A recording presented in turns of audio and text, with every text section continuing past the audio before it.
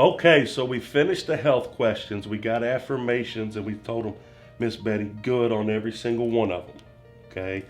Right after you finish the health questions, you're now going to flip back to page 1 of the application where you're transitioning into what we call the vitals. Okay. And what's very imperative while getting these vitals is you want to ask them in a specific order. There's reasoning behind that, guys. And number 2, while you're getting the vitals, you're going to hear me use affirmations, which is also important. So you finish the health questions, you go straight to page 1. The very first question that you ask Miss Betty is you look right at her and you say, okay, now, Miss Betty, who will be your primary beneficiary? Okay, not if this will happen or maybe if you, who will be?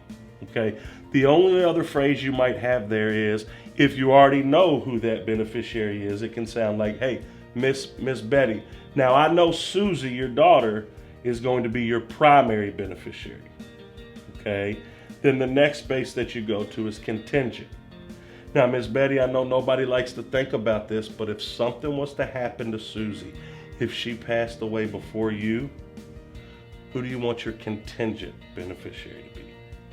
Okay, so then you go there. Now the next spot is you jump to the top of the application and you're filling out her name, right? Now, Miss Betty, I know how to spell your first name. What's your middle initial? She'll say J, and you say, okay, J, last name Jones, right? Next is the address. Now, Miss Betty, I know I drove here, but the address again is what? 123 State Street, Hindman, Kentucky. What's the zip? 40217. All right, good. Now underneath there, I say, Miss Betty, do you use the home phone or cell phone more often? You fill that out. Have her tell you that. You're getting affirmations. All right. And then at that part, I start over here on the right of the page and work my way across. Now, Miss Betty, were you born in Kentucky? Yes. Okay, you live in Kentucky now? Good. All right, Miss Betty, what's your height and weight? 5'2", 135. Good. Now, I know you're age 65, and you're a female last time you checked, right? And you get a little bit of humor there while getting affirmations. Guys, then you move over to the date of birth. All right, Miss Betty, what's your date of birth? And she says 8/12/1952.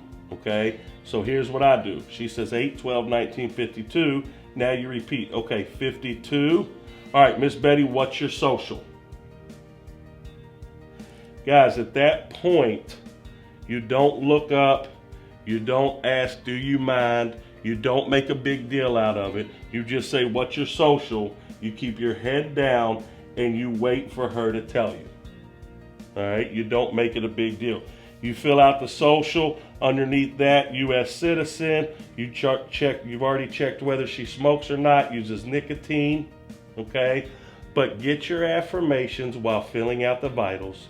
Use the order properly. Notice we're getting the social last.